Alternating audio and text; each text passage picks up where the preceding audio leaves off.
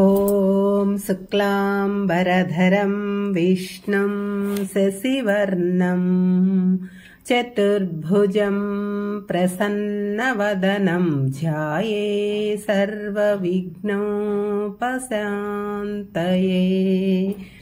ఓం శ్రీకృష్ణ పరబ్రహ్మణే నమః. శ్రీమద్భగవద్గీత అథ ద్వితీయోऽధ్యాయః సాంఖ్యయోగః. 36వ శ్లోకం. అవాచ్యవాదాం చ బహూన్ వదిష్యంతి తవాహితాః నిందంతస్తవ సామర్థ్యం తతో దుఃఖతరం ను కిం. అర్జున, నీ శత్రువులు నీ పరాక్రమాన్ని నీ సామర్థ్యాన్ని కించపరుస్తూ నీ గురించి అనేక అపవాదులు అనరాని మాటలు అంటూ లోకమంతా ప్రచారం చేస్తుంటే అంతకంటే ఘోరమైన దుఃఖతరమైన విషయం ఇంకోటి ఏమన్నా ఉంటుందా చెప్పు. కృష్ణుడికి ఎలాగైనా సరే అర్జునుడిని యుద్ధం వైపుకు మళ్లించాలని కోరిక.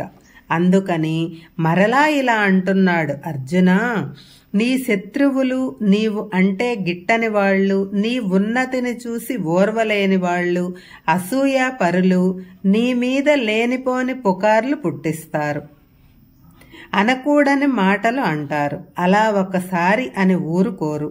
నీవు జీవించి ఉన్నంత కాలం అలాగే అంటూనే ఉంటారు.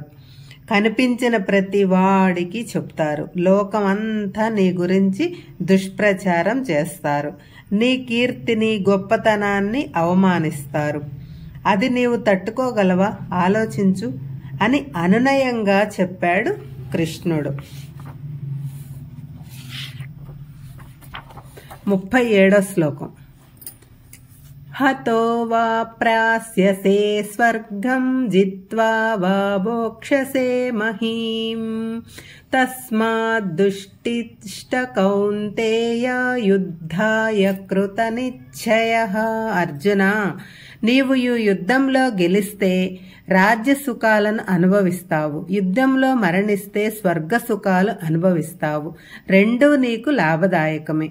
కాబట్టి వెంటనే లేచి యుద్ధమునకు సిద్ధంగా యుద్ధం చేయటానికి నిశ్చయం తీసుకో. కృష్ణుడు ఇప్పటిదాకా చెప్పిందంతా ఒక్క ముక్కలో వివరించాడు. అర్జున, ఇన్ని మాటలెందుకు? యుద్ధంలో జరిగే పరిణామాలు రెండు, గెలుపు ఓటమి. నీవు చావటం లేదా వాళ్ళు నీ చేతిలో చావటం. యుద్ధంలో నీవు చస్తే నీకు వీరస్వర్గం వస్తుంది. నీవు గెలిస్తే నీవు రాజ్యభోగాలు అనుభవిస్తావు. రెండూ నీకు అనుకూలమైనవే. కాబట్టి నీ శోకము విషాదము మాని పైకి లేచి యుద్ధము చెయ్యి, శత్రువులతో పోరాడు, నీ క్షత్రియ ధర్మం నిలబెట్టు అని ప్రబోధించాడు కృష్ణుడు. కృష్ణుడితో లౌక్యంగా కూడా చెప్పటం అయిపోయింది. కాని అర్జునునిలో ఎలాంటి చలనము లేదు. అర్జునుడు కదలలేదు, మెదలలేదు, స్తబ్దుడుగా కూర్చున్నాడు. ఈ పాచిక పారలేదని గ్రహించిన కృష్ణుడు ఇక్కడి నుంచి కర్మ గురించి ఎలా కర్మ చేయాలో అర్జునుడికి చెబుతున్నాడు కృష్ణుడు. 38వ శ్లోకం. సుఖ దుఃఖే సమే కృత్వా లాభాలాభౌ జయాజయౌ తతో యుద్ధాయ యుజ్యస్వ నైవం పాపమవాప్యసి. అర్జున, జయాపజయములను లాభ నష్టములను సుఖ దుఃఖములను సమానంగా భావించి నీవు నీ కర్తవ్య కర్మ అయిన ఈ యుద్ధం చెయ్యి. అప్పుడు నీవు ఈ యుద్ధం చేసిన పాపం అంటదు. ఈ శ్లోకంలో కృష్ణుడు కర్మలు చేసిన ఆ కర్మల వాసనలు ఎలా అంటుకోకుండా ఉంటాయి అనే విషయాన్ని చెబుతున్నారు. దానినే సమభావము అంటారు. దానికి కావలసింది నిశ్చయాత్మక బుద్ధి. సుఖము దుఃఖము లాభము నష్టము జయము అపజయము ఇవి ద్వంద్వములు. వీటి పట్ల సమభావం కలిగి ఉంటే ఆ కర్మల వలన ఉత్పన్నమయ్యే వాసనలు మనకు అంటవు. కాబట్టి సుఖము, లాభము, జయము కలిగినప్పుడు పొంగిపోవటం, దానికి వ్యతిరేకంగా జరిగితే కుంగిపోవటం మంచిది కాదు. ఒక కర్మ చేస్తే ఏదో ఒక ఫలితం వస్తుంది, తప్పదు. అది ముందు మనకు తెలియదు, వచ్చిన తర్వాత అనుభవించటమే మన కర్తవ్యం. కాబట్టి వాటి పట్ల సమభావం ఉంటే మనస్సు శాంతంగా, సుఖంగా ఉంటుంది. ఈ విషయం గురించి ఇంకొంచెం వివరంగా తెలుసుకుందాము. కర్తవ్యము అంటే తెలియవలసిన పనులు. ఇవి 2 రకాలు. ఒకటి సంతోషముతో చేయవలసిన పని, అంటే మనకు ఇష్టమైన, మనం ఇష్టంతో చేసే పని.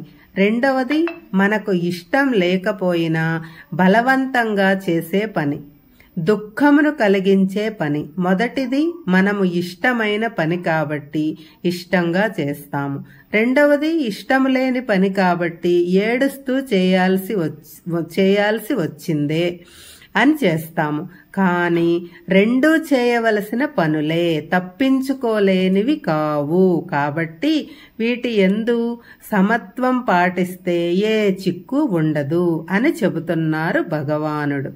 హిమాలయాలలో ఎవరూ లేని చోట సమత్వం పాటించటం గొప్ప కాదు. అక్కడ ఎవరూ లేరు కాబట్టి సమత్వం దానంతట అదే వస్తుంది. కానీ ప్రాపంచిక విషయములు అనుభవిస్తూ, ప్రపంచంలో తిరుగుతూ సమత్వం పాటించడమే ఒక యోగము అని భగవానుడు అంటాడు.